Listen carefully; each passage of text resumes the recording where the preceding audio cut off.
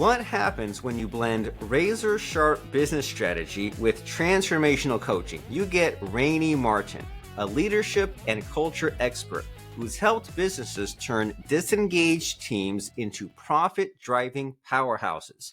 With 15 plus years in leadership and a knack for breakthrough moments, she joins me, host Robert Plank, on Marketer of the Day. We're powered by DFYpodcast.com. We remove the tech barriers so you can focus on real conversations. And the real conversation we're focused on today is this one with Coach Rainey, where we've heard about these terms floated around: employee engagement, emotional intelligence, and customer loyalty. And we say, well, that all sounds good. Maybe I've heard of that, but I still struggle, right? There's still more to be worked on as far as our strategy, our leadership, dealing with people, and being the best leader that we can be. So Coach Rainey Martin is here to help us out, set us right, set us straight. So Coach Rainey, glad to see you. Glad to speak to you.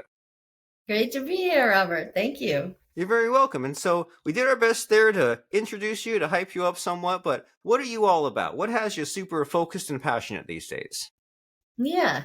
So my focus is really about employee engagement and customer experience and generally culture, right? So I really don't just coach people. I transform how they show up in life and leadership. So business actually works better from the inside out. Ooh, I like that. Well, how does somebody know if they are a person or an organization who needs you? Because sometimes there's that lack of self-awareness, or there's like, well, I know that it's not great, but I'm stuck in that messy middle. So how does someone know that they need your help specifically? Yeah, that's a great question. Thanks, Robert. For businesses generally, I think a good telltale signs are high turnover, employee disengagement, lack of customer loyalty. Those are all signals that a business could use a coach, particularly a coach like me that specializes in employee engagement, can really be a lot about emotional intelligence, which not only improves employee engagement, but it improves how they interact with customers. So it really impacts the customer experience as well. So I like how you set this up as well. You look at the numbers, right? Because some of these terms are really vague, like, oh, company culture, what's it even mean? But if you say, well, there's a high turnover rate, that's a number you can look at, right? If the customer loyalty is not what it used to be or what it should be, then you can say, well, hey, the numbers don't lie. I'm looking at the data and we need to get that fixed up. And so you say that there's this really important term called emotional intelligence. And I love it because it feels self-explanatory. Like, okay, I feel like there's my brain smarts, and then there is like managing my own emotions and picking up what others are saying. But I feel like I've never had, or if I have, I forgot, like what emotional intelligence means. Like, what's the definition? What's the concreteness to it? Yeah. So emotional intelligence is about helping people manage their own emotions better and also react in a more regulated way to the emotions of other people. So they're handling themselves better and they're handling interactions with others better as well. And what happens in a business or even on a personal level, right? This leads to stronger relationship with peers, supervisors, and then customers. And so it better equips individuals to understand and meet customer needs and to more effectively coach, motivate, and inspire their own teams. And all of that results in higher performance. In fact, leaders and employees with high emotional intelligence have actually been shown to be more productive, create stronger relationships, and lead to higher profits. So it absolutely impacts the bottom line. Studies show that they generate a minimum of 10% higher productivity, reduce employee turnover by 87%. There's some numbers for you. Yeah. And increase ROI significantly. So it really packs a punch. When you focus and invest in employees' emotional intelligence, it gives you all kinds of ROI all around. Right. There's definitely a payoff. And you said a interesting keyword in there, which is like something about like regulating your emotions. And I like that a lot because when you're dealing in a customer service issue and someone's just nice to me by default, right? I've just met them. I've said 2 words for them. I haven't learned anything. but it's a good default setting, right? That just they're perky and friendly and they're nice to me and I didn't even earn it yet. That's a good place to be. And we've all been in those stressful situations where maybe someone's mad at us and the default is just to like mirror that right back to them or be impulsive or not give ourselves time to think. And so what have you seen about when emotional intelligence is lacking and how do we fix all that? Yeah, that's really perfect. So when it's lacking, that's exactly what you described is what happens, right? We tend to match what the emotion that we're receiving, and so everything gets escalated. But when people have high emotional intelligence, they're able to more effectively and more quickly diffuse situations because they don't take things as personally. They don't get as emotionally reactive to what's in front of them. They, because they have high emotional intelligence and they're recognizing their own emotions come up that maybe aren't the most productive or aren't going to serve the situation best, because they're at a higher level, they're able to recognize that quickly, kind of shift those emotions to the side and choose what the best reaction is in any given interaction rather than their reactive reaction. Does that make sense? Yeah, and I like the way you put it. We have choices, right? There's what comes, what bubbles up to the surface, but you say the first step is to recognize it, and you say this term like defuse, like it sounds like you're like defusing a bomb, which in a way it is, right? You don't want to explode on someone else just because they're about to explode on you. So you say, well, the emotions come up, I set that aside, and you look at the various paths, right? The possibilities of how I could react to that, and what is the best way that I could react in this situation to defuse it, to solve the problem. And so it sounds like a tall order, right? Especially if someone is not practiced in this, if they have years, decades of they're used to bullying, they're used to getting their way, or they're used to just flying off the handle. So that sounds like a very logical and positive approach to a conversation. But how does someone do that if they're just so stuck in their ways? Yeah, you're right. It is a tall order. And so that's where a coach comes in, right? And that's where like these more intensive programs come in. So someone like me will come in and do maybe an 8 to 12 week program or even a 16-week program with a leadership team, building those muscles of, and really a lot of what it's about is taking that space between stimulus and reaction and making that space longer. And that takes practice, and also learning some new skills. So we give them new tools. They practice those tools. They practice with each other. They practice in our sessions. They take in a lot of new information and integrate that into that muscle memory. And ideally, they come out with these new skills. Nice. They practice to widen the stimulus versus the reaction. And so it's like you think about a squirrel running around the forest. They have a very short one, don't they? They see the nut, they see the rock, they run towards it. And hopefully we're smarter, more enlightened than that, right? We think these things through. And I know that I feel like I'm getting old, right? You can see some of the gray hair starting to come in my hair. They're just the very beginning. But when I was a kid, I would hear like, oh, 12 weeks, 16 weeks, that sounds so terrible. But now that I'm an adult, it's like, hey, any excuse to not be on the computer or not be like writing stuff and go and do a fun class like this, it sounds amazing. So 12 to 16 weeks, like what does that sort of curriculum look like? Is that like an hour a day, or like what's more or less like that sort of schedule agenda for 12 to 16 weeks?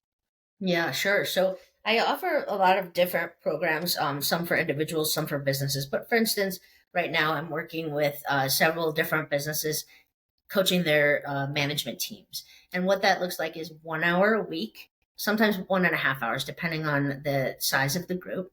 And we meet weekly for that 12 to 16, even sometimes 20 weeks, practicing those tools. So part of it is a lecture format, discussion, and then practice. And is this like a Zoom or in person? Or are you located somewhere? How does that work? Yeah, good question. It's both. I mean, both are options. So I have one group doing it all on Zoom. I work locally a lot, and when I'm working locally, then I'll do it in person. So two different customers I'm meeting with their teams in person, which is always really fun. Right. And if in person, is there a specific like geographic area it has to be? Yeah, that's a good question. For now, I'm pretty focused on Montana, especially the Bozeman area of Montana. Yeah, yes, but obviously on Zoom it makes global an option. And if a particular business were interested in having me come in, I'm certainly open to flying across the country if needed. Okay, so three options, right? Bozeman, Montana area, or on Zoom, or you'll go to them and you have see these groups. And what's great about Zoom is there's the lecture time, and like we've all been in those classes where then they do like the breakout rooms to do the exercises and bring you back in, and it's as close as it can be to being there, but without all the hassle of traveling. So it's really great there. But you see a lot of people, you help a lot of students. Is there one area in particular where they really struggle, where you're trying to make this kind of transformational, lasting change, right? Teaching them these new skills, teaching them how to apply it. Do you see people struggling in any particular area? Like is like week 5 or 6 difficult or something? It's not so much week 5 or 6 as incorporating these new skills into their daily life. So, one aspect of the main program that I coach, which is really about mental fitness, what we've already talked about, um, is integrating these 10-second to 10-minute really sessions where it's a bit like a meditation where they train their mind to take a break and they focus on physical sensations instead, touching their fingers together, clenching their toes, feeling the breeze on their face, those types of things. And so it sounds like it might be something pleasant and easy to incorporate into your day, but when you're going, especially in the workplace, it actually can be really, really difficult to step away, even for again, it can be as short as 10 seconds, but often it's about 2 minutes. And it's amazing how many employees have a hard time taking those 2 minutes for themselves. And that in itself is really a comment on what the work world looks like today. And I work for, with manufacturing companies, with the corporate world, with restaurants. So it runs the gamut. Every workplace you look at, the employees are so focused on achieving that it takes a lot to get them to stop and give themselves 2 minutes to retrain their brain. I can relate to that. Even right before we met for this podcast, I was like, "Oh, I've only got 3 minutes before she's here," and I stepped away and I came back, and it's such a hard reminder for yourself that you just need that break, need that little bit of refreshing, and you're end up fooling yourself, don't you? If you're just like working for hours on end, you got the butt in the chair, and you need to like take that little bit of the brain break to refill those physical sensations and just kind of get back to normal, right? It's really important for the mental health, and it's just tough to remind ourselves of this. And so I'm sure that you've seen lots of things, right? You've seen lots of people and problems and situations. And as far as like a way that maybe your thinking has changed the last few years, like we all have these little aha moments. Is there an aha moment? That's a tongue twister, right? Aha moment where you kind of just change your perspective, or you thought way number one and changed to way number two?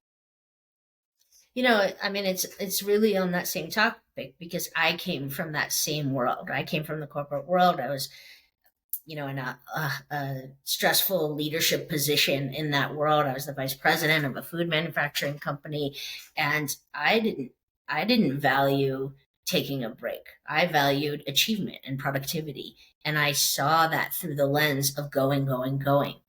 But what I've come to realize is that the way that we can show up as our best selves, the way that we can be as productive and perform in as high a capacity as possible, is by taking that time for ourselves. It's just like the whole concept of putting the oxygen mask on ourselves, because if we put it on the kid first, we're not going to have enough air to get it firmly on the kid, right? So it's the same thing. Taking time to nurture ourselves, taking time to for self-care. And again, that can literally mean 10 seconds of feeling the breeze on your face.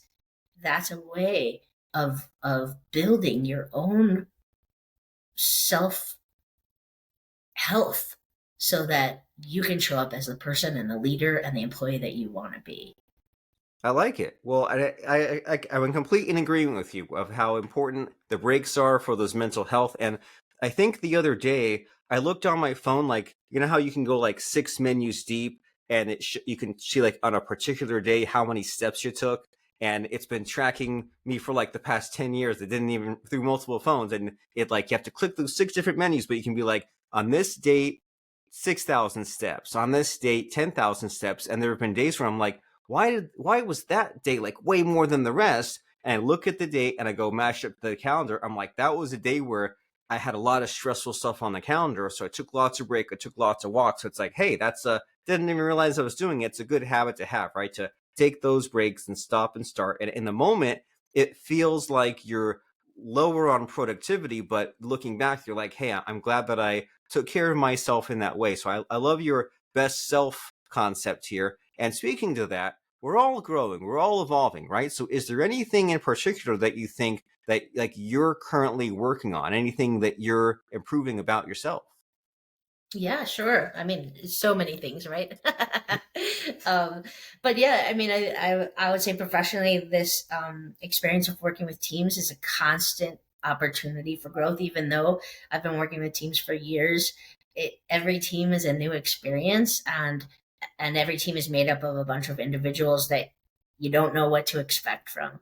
And so I'm constantly growing in how skillful I can be in creating environments that are feel safe to everyone who's participating, feel productive, feel useful, allow each person to get the most possible out of what I'm offering them while also maintaining the integrity of the group as a whole. Yeah, it's a constant learning experience.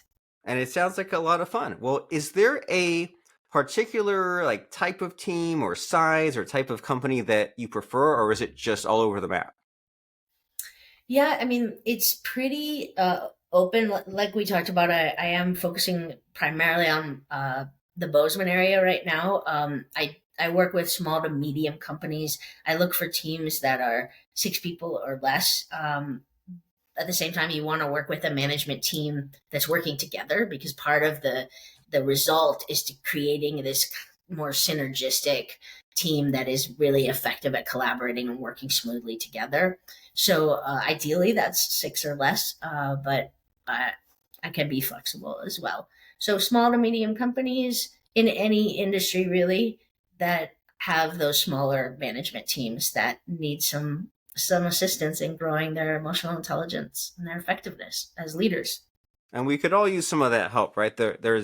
Learning's never done. There's always room for improvement to make things better, to work better with other people, to have that team that gels. So you say that ideally, Bozeman, Montana area, ideally 6 person teams, but you're also flexible. And we've been talking about all these just amazing topics, right? Things that are really simple but important, right? Emotional intelligence, our mental health. And in the last few minutes of our conversation here, I want to make sure that we focus on what's important and special and interests you. So, is there a missing hidden in our conversation, or missing hidden question, I should say, in our conversation? Is there a question that I should be asking you? I just don't know to ask you. The only thing I was actually ironically just thinking about that we haven't really touched too much on is that the other thing I work on with teams is customer experience. And that's less of a focus on emotional intelligence, although that's there as well, and more of a focus on walking through the customer's experience and stepping through each step point, actually, that they have through their company to see from the customer's perspective what it's like and what are areas that they can improve on. And then the other thing that I really deeply focus on with companies with respect to the customer is creating remarkable customer experiences, sort of the whole Zappos framework of going above and beyond for customers so that they have such an experience that it inclines them to be loyal just because they want to go back for that kind of dopamine hit of the experience with your company. That's an amazing place to be if our company can get there. Well, customer experience, the kids call that CX, don't they? And so you say Yep. to look at every step along the way and how can we make that better? And like we said, we only have a few minutes, but in that area of customer experience, is there anything that you think is lacking these days? Is there like too much reliance on AI? Is there not enough follow-up? Are the steps take too long? What's the low-hanging fruit, the problem with customer experience these days? Yeah, what's so interesting, we have all these new tools like AI, but we don't use them to personalize people's experiences. At least we don't use them enough.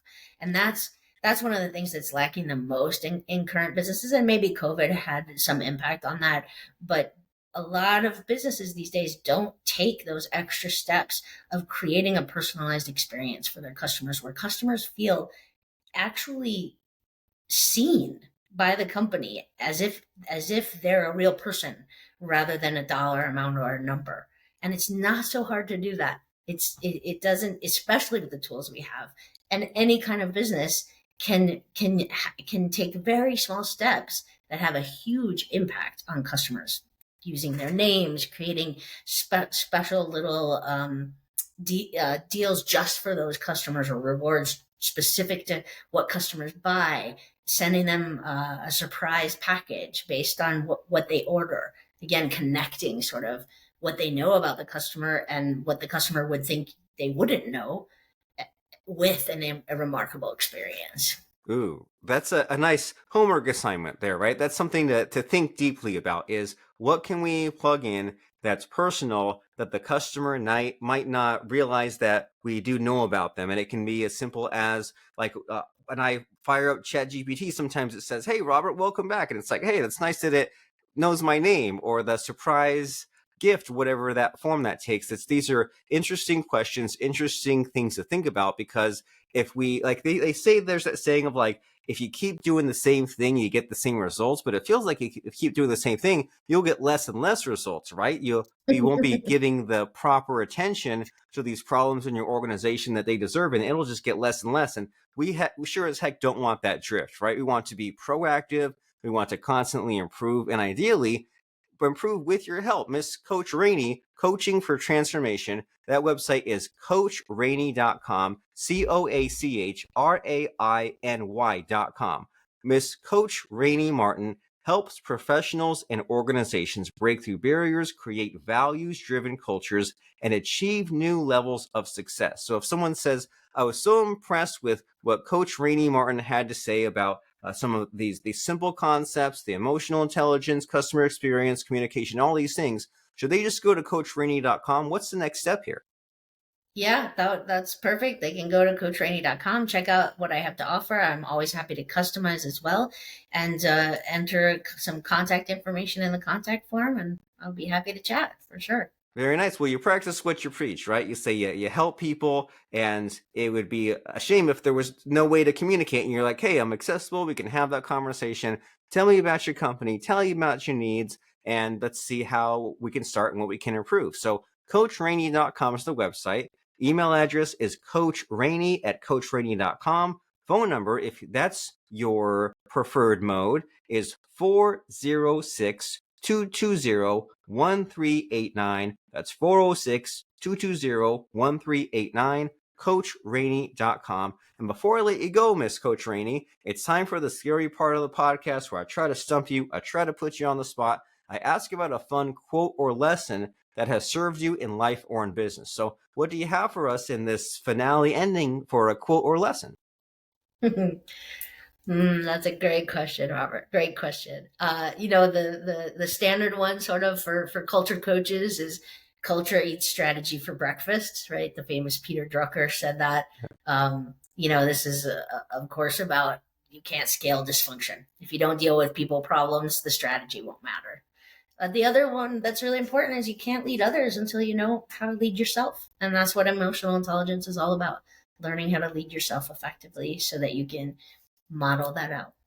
Very nice. And those two things interrelate, right? You can't replicate the mistakes. And if the mistake is within you, then you definitely don't want to pass that dysfunction, negativity, bad behavior onto others. So get that oxygen mask on yourself. And you can begin that process with Miss Coach Rainey, CoachRainey.com. She's here to help you get to where you want to go. She provides coaching for leaders, teams, and individuals. And if you're ready to create that lasting transformation, CoachRainey.com is the place to go. You can click that button and schedule a call with her and start that conversation to talk about how she can provide the strategies and the support that you need for your business to get there. Engagement, performance, clarity, and confidence. She can get your team to work together and have a lot of fun, have emotional intelligence, customer experience, and get done what needs to get done without burning out, without dysfunction. It can be better. Coach Rainey can help you. And Miss Coach Rainey, it's been wonderful speaking with you, and thank you for stopping by.